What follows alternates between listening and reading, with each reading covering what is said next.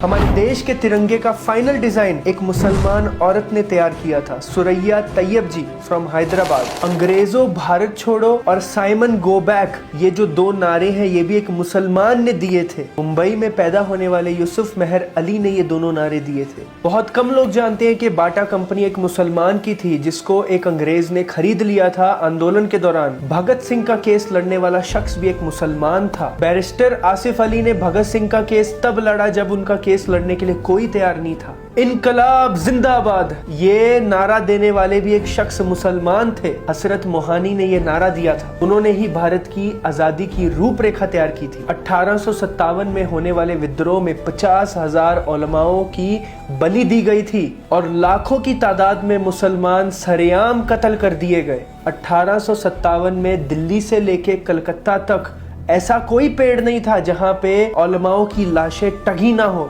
मुसलमानों ने ही अंग्रेजों के खिलाफ पहली जंग लड़ी थी। मैसूर के टीपू सुल्तान और उनके फादर शहीद होने वाले पहले शख्स थे। मशहूर क्रांतिकारी अशफाकुल्लाह खान सबसे कम उम्र के पहले व्यक्ति थे। जय हिंद का नारा आबिद हसन सफानी ने दिया था। भारत का पहला राष्ट्रीय गीत अजीमुल्लाह खान ने लिखा था, वो एक मुसलमान थे। आपको जान के हैरानी होगी कि काला पानी जैसी दर्दनाक सजा पाने वाले 90% से भी ज्यादा लोग मुसलमान थे। अंडमान निकोबार में आज भी सबसे ज्यादा कब्रें मुसलमानों की हैं। दूसरे लोगों ने काला पानी की सजा से बचने के लिए अंग्रेजों की मुखबरी भी की और माफीनामे भी लिखे। मुसलमानों ने ही सबसे पहले अंग्रेजों के खिलाफ हथियार उठाए। शाह अब्दुल अजीज ने 1772 में फतवा देते हुए कहा कि अंग्रेजों की गुलामी हराम है और अपने वतन के लिए जंग करो अंग्रेजों के खिलाफ। 1857 में होने वाले विद्रोह की प्लानिंग अंग्रेजों के खिलाफ एक मुसलमान शख्स ने की थी। मौलवी अहमदुल्ला शाह ने की थी। वो एक इकलौते ऐसे शख्स थे जिनके ऊपर 50,000 रुपए का इनाम रखा गया था। इतना बड़ा इनाम 1857 में। ये रकम इतनी बड़ी थी कि राजा जगन्नाथ ने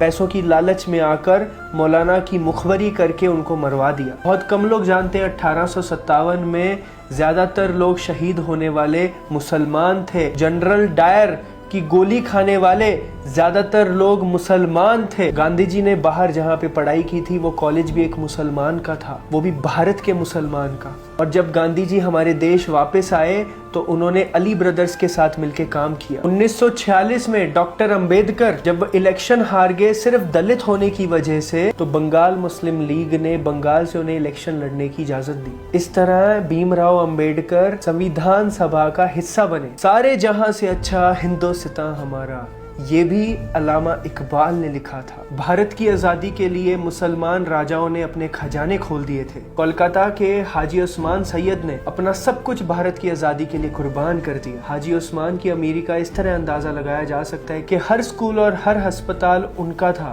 भारत की सारी मस्जिदों को किलों की तरह इस्तेमाल किया गया अंग्रेजों के खिलाफ। आज़ादी की लड़ाई के वक्त कोई भी मस्जिद ऐसी नहीं थी कि जिसपे मुसलमानों का खून न लगा हो। और ये लाइन इतनी ज्यादा लंबी है कि मैं बोलते बोलते थक जाऊंगा। जो लोग ये कहते हैं कि मुसलमान गद्दार हैं, जो लोग ये कहते हैं मुसलमानों को कि तुम पाकिस्तान चले जाओ, जो लोग मुसलमानों को पता नहीं क्या क्या कहते हैं, उनको समझना चाहिए कि अगर मुसलमान आज़ादी के वक्त ये सब नहीं करते तो आज़ाद होना मुश्किल था। आप क्या सोचते हो कमेंट सेक्शन में ज़रूर बताइएगा। अस्सलामु अलैकुम वरहमतुल्लाहि वबरकातुहू।